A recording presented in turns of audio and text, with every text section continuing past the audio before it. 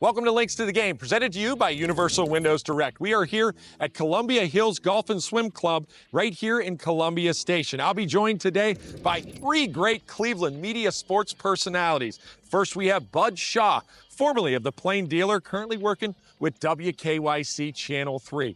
Then, Tony Rizzo. Tony's worked on ESPN Cleveland for years with The Really Big Show. He's also on The Rizzo Show on Fox 8 and Pinch Shot on Fox Sports Ohio and Sports Time Ohio. And finally, Bruce Drennan. He'll be hosting us here because he's a member at Columbia Hills Golf and Swim Club. He's from Drennan Live on Sports Time Ohio, and many Cleveland sports fans know him from calling Indians games. You're going to hear tons of great stories from these guys. Let's go tee it up.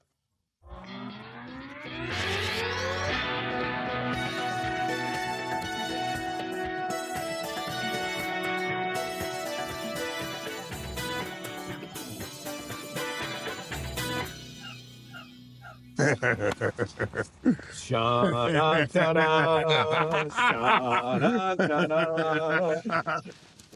a lot going on in that outfit right now.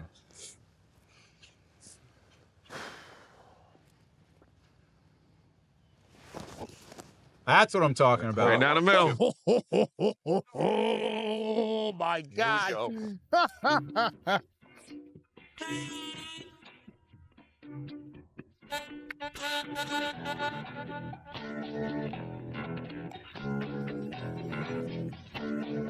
Tone, I got 150 middle, 161 to the back, and that pin is back. Yeah. Blue is back. Sucker pin, too. Stay on it. Oh, it's a junker. Boy, it's wet. You're all right, though. Chip and a putt there. Chip and a putt is okay. Big div right there. Out of all your people you know in the Cleveland media, are there any two bigger characters than those two right there? No. None, right? And Bruce is an all-timer. I mean, he just is. Get right, baby. Kick right. Okay. Where's Jimmy? Here. Oh, we're going to be embarrassed. Boy, you stayed down nice. That's as close as you could get it after you almost drove the green.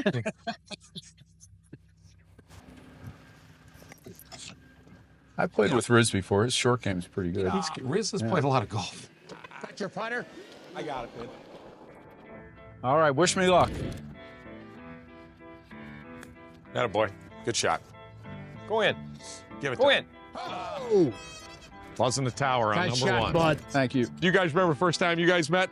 Well, Bud, what year did you get here? 91. Yeah, Belichick era. Bruce, I've known Bruce forever. My dad knew Bruce. Well, now I met Riz through his dad, who When I went was a by kid. Jack Reynolds, who was Yeah. a staff announcer at Channel 43 when I was doing the games with Tate.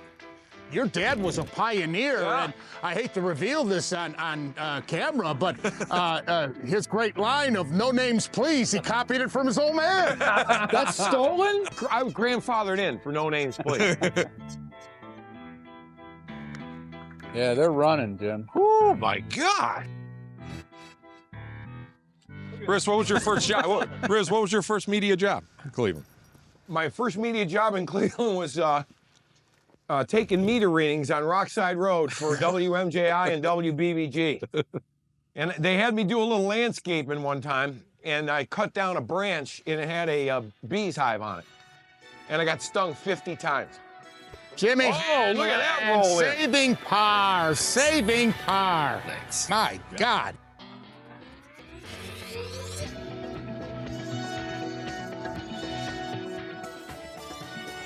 Oh, yeah.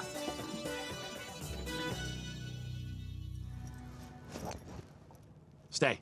Man, you hit it good, too. Yeah, you did. That's flirting, though. I heard it. Caught something over there. Solid, huh, Riz? I lost it. Hang on now. Where'd it go? Hang on. It's going right. It's over that mound. You should be okay. You hit a favorite interview your entire life you've ever done, and you can only give me one. No giving me the, I have two. I got two. No! Give them to me.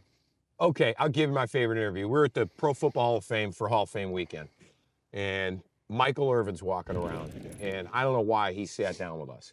And he did a 45-minute tell-all, White House, you name it, everything he's ever done wrong. interview. And when we got done, he looked at me, he goes, that was good. How about you, Brucey? I'll say Charlie Finley, the old owner of the Oakland A's, after he had won the 3 world championships in a row, he did not grant an interview to anybody else in the Cleveland media. He came in studio. And the funny thing, callers, we took some callers. One guy, you ruined baseball. You are the guy that's responsible for all this. He says, let me tell you something. I won 3 world championships in a row. What have you done? How about you, bud? Well, I started thinking, well, Yeah, you got a little extra time to I think. did a Jesse the Body Ventura when he was running for office in Minnesota. Yeah. As a mayor at the time. But the one I really remember is I worked in Philly when we had reason to believe Chuck Daly was going to be fired by the Cleveland Cavaliers. And they sent me here to write a story. And Chuck met me at that Holiday Inn in Richfield. Yep. He had a stack of papers like this with markings on all of them about how crazy Ted Stepien was to work for. And I remember sitting down with Stepien that day and walking out thinking, He's crazy. Chuck's probably got more at home. And they'd be pretty accurate. So, yeah. All right, let's make that camera guy duck out there. How about you, Jimmy? Nicholas. Oh, yeah. Nicholas. I got to spend hours with him. It doesn't get any better in my world than Jack Nicklaus. I mean, it was great. Jack's changed in his older age, and he literally will tell you about anything now. He's like a typical guy. When they get to that late 70s, they just don't care anymore, and he'll say anything now, which was pretty cool. When he was young, like Tiger, he was not an easy interview. No, yeah, that's right. Oh, look at that. I told you, he is going to. exactly Hey, where wait, now we see, told him this to is. hit Whoa, it. whoa, whoa. I haven't hit yet, Riz. Hang on, Riz. Oh, my Here you go. God. Look, I don't want to hit either, but I have to. There you go. Oh, Low yeah, liner. I almost missed it. You missed Yeah, it. we That's could all be right. blocked out there. Let's do it, me and you, because I got mine. Biggest ass you've ever dealt with. Jesse Orozco. Oh, No question. I had replaced Franklin and at 3WE doing the Sportsline show, and we were down when the Indians training headquarters in Tucson were at the Viscount Suites. Oh, I remember. It was the atrium. I stayed At the there. atrium, Yeah, exactly, right. exactly. So we're doing interviews, and Jesse Orozco, and I said, he sits down, and I go, Jesse, you know, you're a veteran. You've been with a lot of ball clubs. Welcome to the Indians. It gives you an opportunity to extend your career. Yeah. One of those. One word. Yeah, one word answers. Didn't want to be there. By the way, Real washed jerk. up. I get It's done with washed it. up. I know. I get done with the interview. I said, gee, thanks a lot. Great interview. Inside the tower to make the tosses was Ted Stepien, owner of the professional softball team bearing his name. Down below were 6 of his players hoping to make the immaculate reception. So he buys a softball team, and for a promotion, they go to the top of the terminal tower, and they're throwing softballs off the top of the terminal tower. By the time they reach the street, they're going 140 miles an hour. Yeah. And he had people down trying to catch the Yeah. softballs with a crowd. I don't know how anyone didn't get killed that day. True story, Ted Stepien. You know, the first thing Chuck told me, I just said was, he goes, after losses, he's calling me, and I got to go to a lingerie show to talk to him about why we lost. At the old Cleveland Plaza Hotel. Right. In the basement. That was his shtick. Yeah. All right, guys, I hope I don't hit anybody. You just got to lay it out there, bud. Yeah, I'm just going to see those, see that water? That's a tough driving. That's what I'm going for, that water. You know about Oh, boy. Jeez, don't. And I got it. Ah, that's a shame. The one limb. That much. You hit it good, too.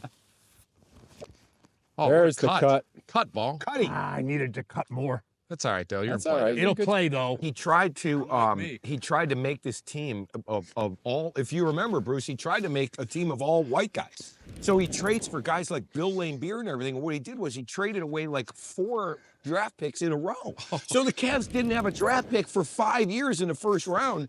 And the league said, from now on, you cannot trade number 1 Consecutive picks in years. consecutive years. Yeah. And they call it the Stepien rule. Yeah. Right. Yeah. Right. Okay. That is crazy. Down here, babe. Yeah, Rizzo's in a good spot. This thing went scooting through here. I'm right down after these trees. Good.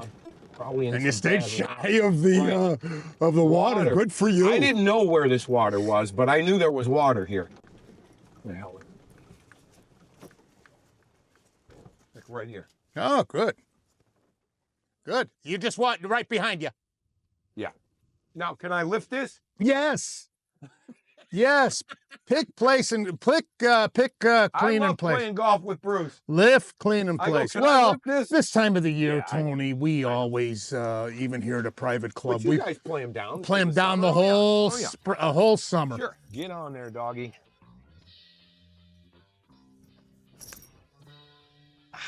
Pulled it a hair. Hang on. Okay. That's fine. Putting. That's fine. Putting. You're good. Putting.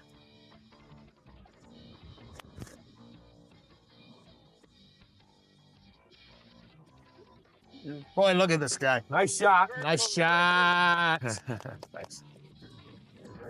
You're right. This course is magnificent right now. It's way better than I remember.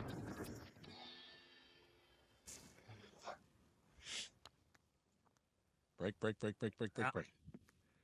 That's another bogey. That's good. That's good. We're taping a TV show, bud. You can take that one too.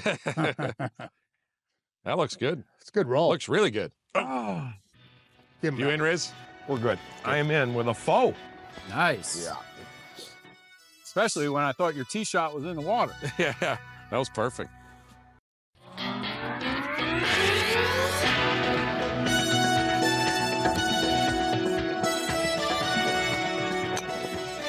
See, you finished, right?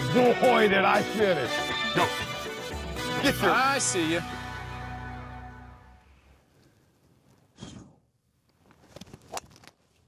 There it is. striking the ball Stinger. right now. Stinger is He's all right. fired up after that power on #1 handicap. My man. One championship, Browns. Oh, don't do it. Can't do it. If Browns are Indians because Cavs, thank you, Dan Gilbert. Cavs won one, so boy, it's too hard to choose. Like choosing between your children. Now, I mean, you were can't at the do draft, that. though, right? You were at the draft when Dan got the first pick. Is that right? Or not? Well, no, I went to the lottery. I went to the lottery with him, and my favorite story is I'm there with Machine Gun Kelly and Michael Simon. Yeah. And Dan's son Nicholas made the pick, and we remember that year we all had the bow ties that year. So we get on his private jet, we fly to New York, and we stopped at a place Michael Simon's buddy had a restaurant. We stopped there and had a couple of cocktails. Well, you get a rap star, a media guy, and an Iron Chef, and a couple of cocktails in them. We were the first people to be like loud at the I think that was you. draft actually. lottery. I think that was you. No, I had a little help. The second pick will be made by the Orlando Magic.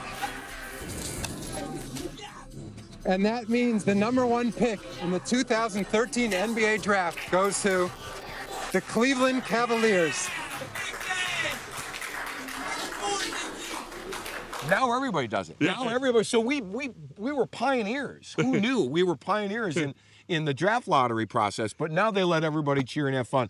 But I'll never forget, the commissioner at that time was David Stern. Yeah. And he gave me and Machine Gun Kelly a look like your parents would give you when you get out of hand at one of your relatives' house. He just gave me the, really? I'm like, we won the lottery. That was funny. Oh, that'll be good there. That good? Yeah, that's real good. Spanked it. All right, I'm gonna have to hit another because the one I hit might not be findable. That's all right. That's it. Oh, nice swing, bud. Very smooth. Fog, mist, overcast. Bruce, I don't think anybody who came to the ballpark or dialed into Channel 43 that night had any idea what we were going to see before that baseball game was over. It's a once in a lifetime occurrence, Joe. Not only a no-hitter, perfectly, it's a once in a lifetime treat. Oh, that was good. Just a quick cut. I think you got a fool, maybe not. Right in the head. Yeah, In the shadow. I'll take it though. So you asked Riz earlier about No Names Please. Yeah. Two things that people remember you by and will remember you by after you retire, which who knows how long that could be. Ducks on a pond, number one. Where'd that come from? Just out of nowhere, or is it something that? No, I grew up in Chicago. It was a very common expression for Oh, it all was. of us baseball kids. Yeah. And people commented to me, where'd you come up with that? And I was astonished that nobody used it. Yeah. Ducks on the pond here in Cleveland. So I was really surprised If by you it. get an old person, you know, a person that used to watch you back in the day when you were, you know, the color guy for the Indians, first thing they'll say is ducks on the pond. Yeah. First thing they'll Ducks say on when the they pond. remember you. for that. Unfortunately, when Joe Tate and I were doing the games, there were very few times that the Indians had ducks on the pond. What about I love you, Cleveland? I love you, Cleveland. That I genuinely, sincerely mean every time I say it from day one when I came, because I had been working in the Chicagoland area in the outskirts. Yeah. What year did you come to Cleveland? Spring of 1978. Okay. And I was ready for a major market, Yeah. a major market position. And so Cleveland gave me my break, and I've never been to Cleveland before in my life. Is that right? And I fell in love with it and met Jackie after on a blind date after only here a month and a half. And then we were only going together 2-3 months, and we decided to get married a year later. So that all happened so rapidly, and then I had opportunities to leave. I had an offer at KMOX in St. Louis, which is a fabulous station. I could have gone back to Chicago at WGN, KTAR in Phoenix. I had an offer in DC, but I didn't want to leave Cleveland. I say, I love you, Cleveland. I mean it, Jimmy. Yeah, I love it. Awesome stuff.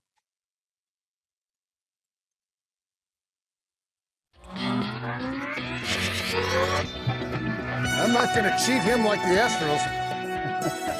Onward. The four horsemen. Yeah. Slow. You can't slow Rizzo.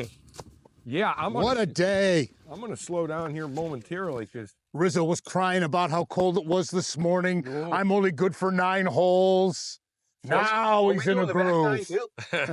Now he's in a groove. Talk All to me- right, Birdie man, get up there. Talk to me of you guys about Cash Championship. Like, I mean, for all three of you, it had to mean completely different things, obviously. But I mean,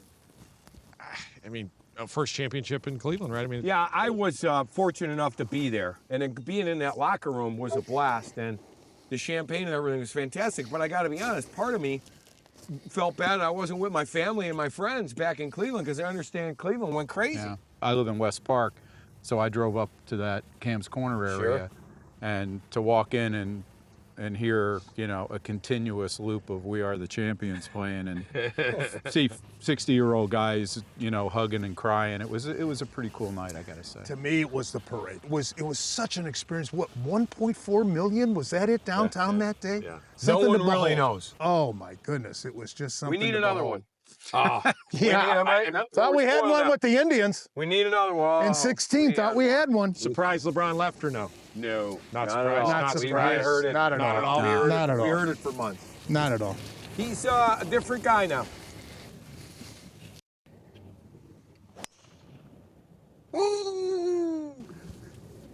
It's in the parking lot. Hold the line. Sit. That's fine. Bud, go ahead. You had a par. Nobody saw it, but you said you had a par. Look at that. Easy does it swing. Riz, how many home runs you had? I have one, but you and I, when we were in Myrtle Beach, I missed Myrtle my Beach, that's I missed right. my second by Yeah. it hit the stick. Yeah, that was like 220 yards. Bruce, how long you been playing golf? Well, I'm 68, and I started playing when I was 12 years old. Yeah. Kidding, yeah. I've never had a hole-in-one. But about 12 years ago, my wife Jackie and I were vacationing in Branson, Missouri. And there was a golf course. And we flew, so I didn't take my club, so I rented clubs. And I played a round of golf by myself. And I mean, there's no telephone wires, there's no cars, no houses. I'm in the middle of nowhere. I'm on a par 3 about 180 looking straight down. I took the utility club they gave me. It was hanging on the lip, hanging, half in, half out. It stayed out. I dropped the club. I said, thank you, God. Thank you. Because if it had gone in, nobody would have believed me. And that was almost a usable story right up to the end. We got bleeps for that. Cut it. He's going for the car path. Veteran move. Oh, yeah, that's all right there. It's good. Look at that thing. Look at that thing go. Oh, my God. One more, folks. That is members bounce right there. Yeah. Good swing, but hold on. Is there water there? No, no water. No, just but tree that's troubles. trees. I put it over there. Oh, good shot. Get up. Get up there. Still, that's good because you're below the hole. Yeah. Nice shot. Good swing. I asked you earlier, favorite interview, favorite coach. Well, I thought Mike Hargrove was a tremendous guy to deal with, and a guy who would tell you what was on his mind if he didn't like something you wrote. But the guy that was most entertaining by far to me was Charlie Manuel. Yeah. You know, some of the stories, you know, the one year we were all trying to guess how much CC Sabathia weighed when he was in spring training, because he was obviously bigger. And Charlie knew that the front office didn't want anybody to really put a number on it. Yeah. And we asked him one day, you know, what's going on with CC? Does he look a little big to you? And he said, well, I don't know, but I'm pretty sure he shouldn't weigh 304 pounds. So he would offer that kind of information, just smile and walk away. You know, one time when he was a manager in Colorado Springs, they were hitting this kid all over the place, and he walked out to the kid to take him out of the game, the pitcher, and the pitcher said, Skip, I'm not tired. And he said, I know some, but my outfielders are. So he had stories like that every other day, and he was just a classic guy and a really, deep down, a really good person too, I thought. Yeah. We were just talking about Charlie Emanuel, Riz. Hargrove's wife has a good story about you calling the she said you called the hotel room. No, it was a long story. I was working for Brian and Joe. I was doing the sports on MMS. And Right at it. good shot. Oh, yeah. Right at it. And Brian and Joe thought it'd be funny. The Indians are playing out in Seattle. Yeah. So it's 8 o'clock in the morning in Cleveland, and it's about 5 a.m. out in Seattle. Yeah. Okay. And Brian and Joe go, call Hargrove. He won't pick up. Call Hargrove. And they just dial. And somebody goes, hi, Hilton, Seattle. Hey, how can I help you? Well, I said, Mike Hargrove's room, please. They said, hang on. And I was like, oh, no. You have got to be kidding me. The phone rings twice. And Grover answers. And he goes, hello? And I go, Grover? And he goes, yeah. I go, it's Riz in Cleveland. And we just want to wish you good luck. And he goes, okay, thanks. And he hung up. Man, he called me about 15 minutes later. He called me every name in the book. I don't know how. I still don't know how we got through to his room. But he was that. And then everybody threatened that if the Indians lost that game, it was going to be my fault. Because I had the manager up at 5 in the morning. Grover still, to this day, gets me on that one. Mike and Sharon, great people. I got news for you. Sharon's a lot more mad about it than me. She is. I'll bet she is.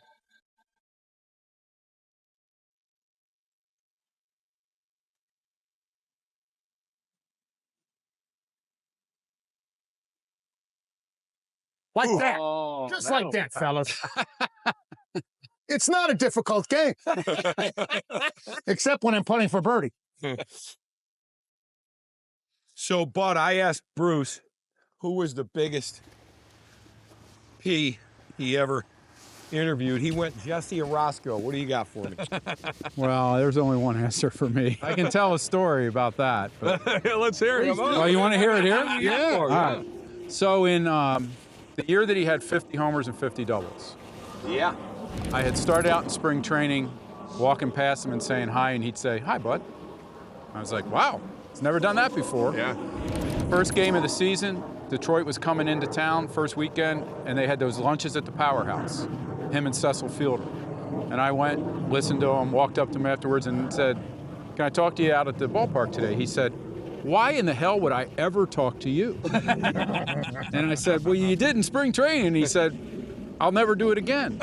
So that was our relationship. So all year I never really talked with him because clearly he wasn't going to give me an interview. So I started feeling bad that he was having such an amazing year. So I went to Grover and I went to the late Davey Nelson, who was a prince of a guy, one of the best people I've ever met in sports. And I said, why is this guy such a good hitter? Let's get beyond the intimidation and everything else.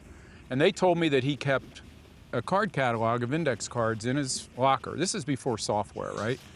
And he would come up after every at-bat and he would write down who the pitcher was, who the umpire was, what the sequence of pitches was, who was on base, everything. And I had never heard the story before.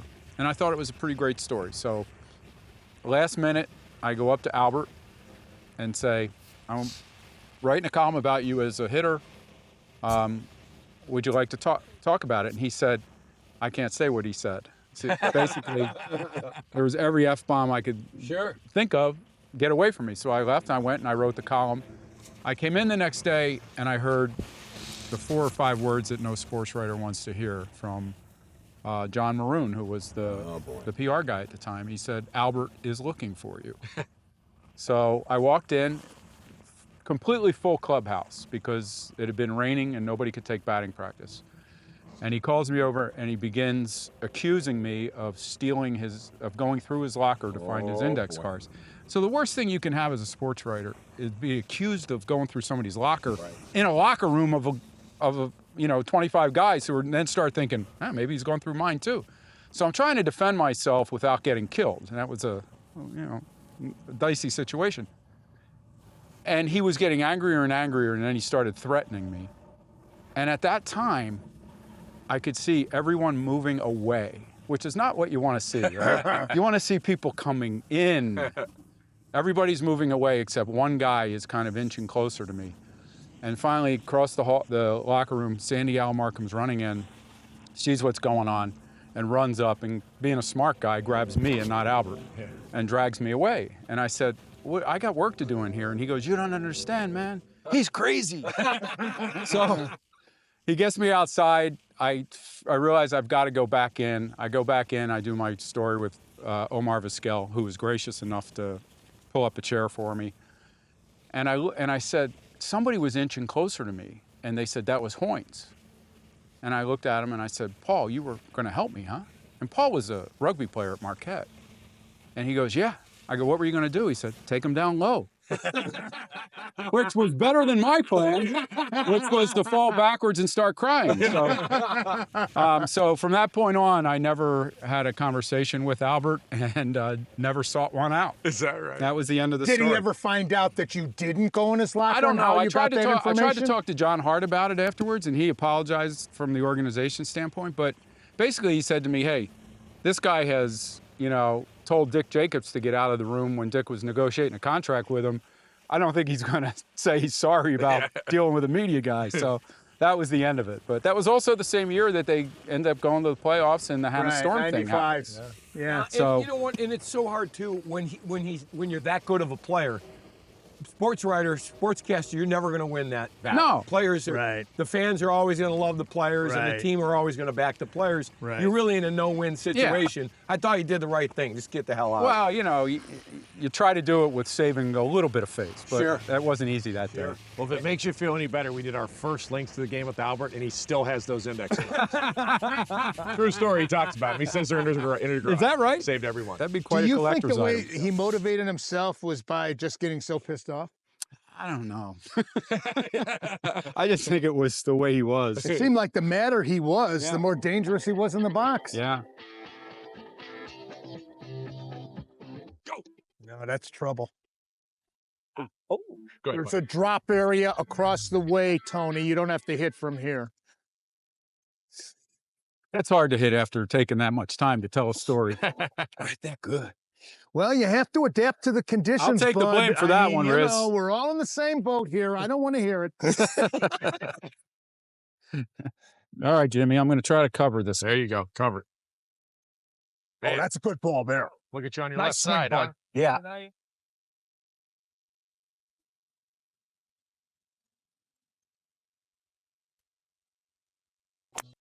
Oh, God. Let's give up. I'm giving up the game. Well, Albert Bell, right? I'm giving up the game.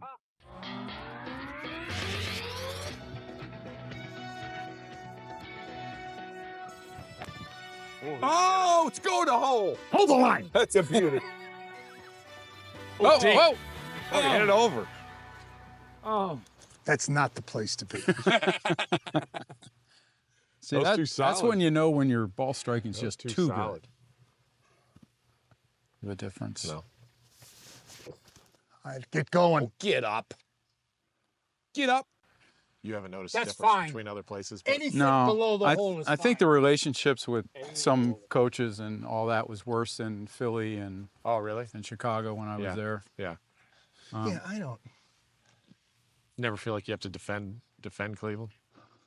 Oh, I do have to defend Cleveland. Wait, when I'm out of market? Mexico or out of absolutely. Yeah. And it's total ignorance, and it really gets my ire. I am Captain America when it comes to that. With opposing media. Oh, Bud, good swing again, With man. opposing media. Opposing media, Jim. You'd be surprised. More fans give us credit, for everything we've been through than opposing media. And Bruce knows this. I mean, when we play New York and Boston in the playoffs, I got to remind those people every once in a while, we're just as big as fans as you all are. Yeah. I don't care what the market size is, Yeah. In fact, I could argue we love our teams more. How many teams are in New York? 8? 10 between the, we have our 3 teams. And, we live and die with them. But I feel like we've got a little more respect after LeBron wants that title. Well, Browns fans, I contend, are the best fans of any sport because they are the most loyal, passionate fans, no matter how bad the team has played in the past. People still go. Oh, and we could talk on our shows. We could talk Browns 365 days a year. And we do. I always like when I get told, why are you guys so negative, especially now? And I go, well, there's only been 1 win in the last 32 games coming into this season. I mean, what was there to be positive about, right? Not our job. They're right, and that's the other part of it. Yeah. And, you try to say that as gently as possible because you don't want, people don't understand generally, but, it's not really our job to be like, some people think if we're more positive, the team will play better. Huh? No. Really? No. Oh, no. Wish it did. Oh, What a that's nice swing. Did you majestic. see him turn on that? Oh! Again, anything below Better the hole there, is right? good. Yeah, that's what you yeah. said. Your distance control was a little off. A little but bit there. We'll What'd work you with hit? you on that. 8-8. 8 iron. Yep. You make me sick, Hanlin.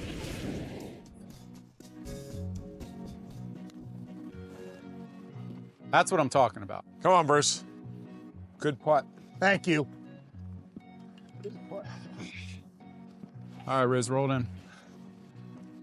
Brucey, back in the day, I know more in radio than you have time now on TV, but movies were a big part of your, like when I first met you, movies were a big part of your gig. I mean, you talked about them a lot. I know Riz does a lot of it on his show. You got to fill 4 hours, right? You got to fill 4 hours. But My show has its own movie critic. RJ the movie critic. I don't work on your show.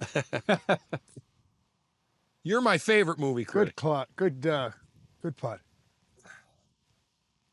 what's your favorite sports movie? Just sports movie. I know you're way deeper than sports movies, but what's your favorite sports movie? Seabiscuit. I love that. Oh, what a great movie. Because it wasn't just a sports movie. Yeah. It captured an era of our history. Yeah. And it was a fascinating era from the Depression. Go ahead. You can keep talking. You can only help Yeah, me. we threw all that out holes ago. No, but it was in Bruce. That horse. Great. Oh, good. Boy. We got to talk more often.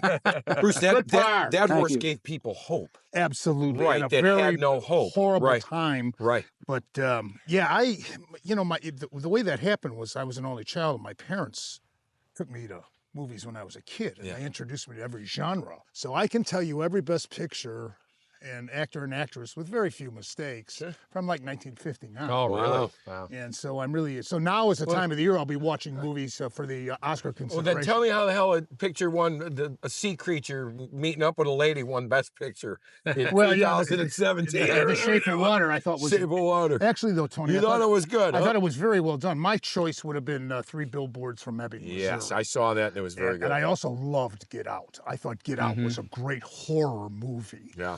But Shape of Water was well done. It was entertaining. I thought it was an off year for movies last He should have been a movie critic. Oh, yes. But this year, It's just for himself, First though. Man with Ryan Gosling Yeah. as Neil Armstrong. Yeah. And then the other one I want to see is A Star is Born, which everybody talks about Christopherson. Yeah. The true Star is Born was Judy Garland and James Mason Wow. back in the 50s. Wow. That was a classic. And wasn't it great for you too, though, when you're filling 3, 4, 5 hours on radio to be able to talk a little bit of that stuff? I know you just because you're passionate, but you, Absolutely. you know, I mean, you're filling 4 hours a day. Yeah, I mean, I look forward to that Thursday segment. for RJ. It gives you a little something different. Yeah, we need a little something different every now and then in Cleveland. Yeah. I love it. I had a bogey.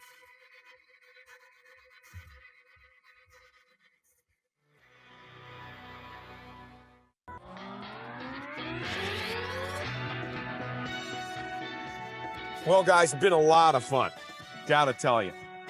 Thought we were going to freeze today, but somehow we made it. Yeah, it's great. Our host took care of us today. And he should have honors. He should have honors. Whoa. Ah, And man. the host said, smoke There that. was a statement made there. Smoke that. So, Bruce, you know what I think is funny? The same guys that called you when you were on KNR in the morning call me. Okay? And the way you used to ban them, I have to ban them. Okay? I think worst ever would be Bostonian. Yeah, Right? He's pretty one. Yeah. We have our regular callers, right? Yeah. Oh, yeah. Never get tired of it, though. They add a little flavor to the No, show. I love that's my favorite aspect of my show now on TV, and I love it. But I have two that stand out. Several years ago, the year that Derek Jeter was retiring, it's midway through the season, and a guy calls me up and he says, "Hey, what do you think it would take for us to trade with New York and get Derek Jeter?" He's retiring. That's why we want him. And then this year, right around the All-Star break, I get a guy call up and he said, "You know what we should do?" With Corey Kluber's bad outing last night, I wanted to see what you thought of trading him. I said, "I beg your pardon?" I think if we can trade Kluber. I didn't say anything. I just was bewildered, and I grabbed I have a glass of water that can't be seen on the slit, so I reached down and I grabbed it. I pretended it was gin. And I did Needed the a old drink. Jackie Gleason routine. I took a drink. I said, "Wow." I said, "I needed that." Trade Corey Kluber. And I need it after getting a suggestion like that.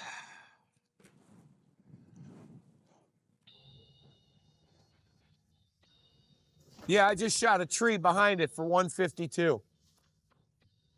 Get up. Get up. I'll take it. All right, time to go home. I'm beat.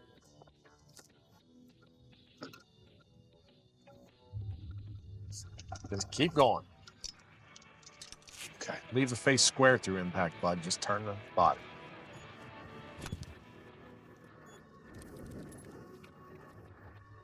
Bud, with a shot like that on 18, that has to be the Elk and Elk shot of the day. Thanks. Good shot. Yeah, that's keeping it squares. Yeah, you don't need to. You've had to flip it in the passion. Is that you, Bruce? I think this is me. Okay. Look out, Bruce. My God. I got you, James. Thanks. Oh, That was in. all right, boys, knock them all in. We'll call it a show. Good putt. What a good Good putt. Yeah. That was a lot of fun. Pleasure. That was fun, bud. Thanks, Bruce, Bruce. really enjoyed it. Great buddy. host. Yeah, Thanks, buddy. yeah, Pleasure. yeah, enjoyed it. Riz, that was a great time. Yeah, it was great. Jim, thanks for having us. Thank you so much. Thanks. We got to Bruce- thank Fred for that, huh? In your best Bruce voice, would you say great birdie, bud? Great birdie, Bud Shaw. Thank you. Thank you very much.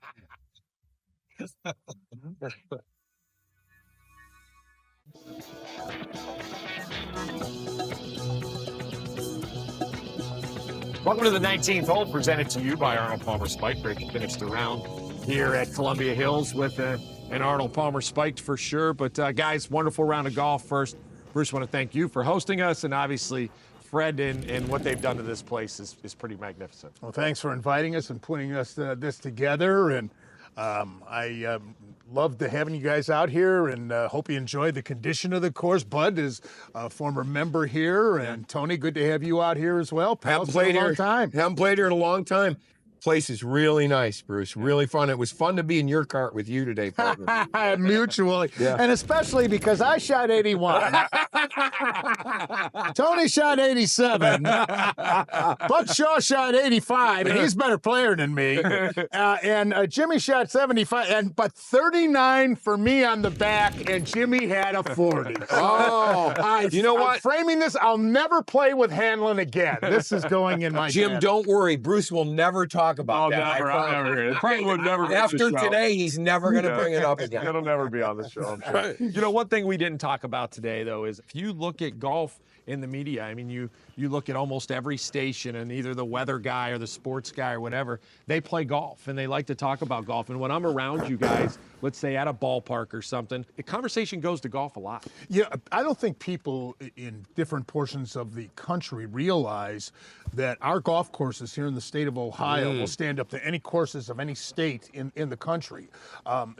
Desert golf in Arizona is different. California golf is different. Obviously, New England golf. But right here in Ohio, public and private, we have some of the most pristine, beautiful, challenging golf courses in the nation. We just can't play as long as some portions of the country. There's no doubt about it. And you coming from Chicago and you coming from Philly are maybe two places that might be able to rival Cleveland, but Cleveland's right there. Well, you know, one of the first get-togethers with high school guys for me right after I started playing golf was they wanted to come here. Yeah. And we went to a few Indians games, but I also took them to some public golf courses, and they were blown away, not only by how nice they were, but the price, because these guys live in North Jersey and Philadelphia and New York. And they have asked to come back again this next year. So. And you've even brought your kids up in the world of golf. I mean, I know they don't play, you know, they work, they don't play every day, but golf's a part of their life, huh? Yeah, growing up here in Northeast Ohio, first of all, we loved golf because Jack Nicklaus was from Ohio, and he was the greatest golfer of all time. So we played golf. I played in the 70s when nobody played golf. And we couldn't believe how many public courses are just here. Within 20 miles of Columbia Hills, you could find, I'll bet you, 12 to 15 public courses that are absolutely beautiful. And we love the game of golf. Jim, I feel at home and so at peace, and Bruce and I talked about this in the course, how lucky you are when you're on the golf course. I want everyone to know, Bruce will not bring his phone on the golf course, man. You are my hero. He doesn't need a phone. Well, he doesn't text, number one, so you don't have to worry about Because when I play with Jimmy, he's on his phone 5 times already. I know. I heard it going off. Oh, it wasn't mine. That was somebody else. Bud, too. Hey, well, thanks to you guys for playing. Sounds like this will be my last round ever with Bruce. but I look forward to playing golf with you two in the future. And we want to thank all of you for watching us on Links to the Game.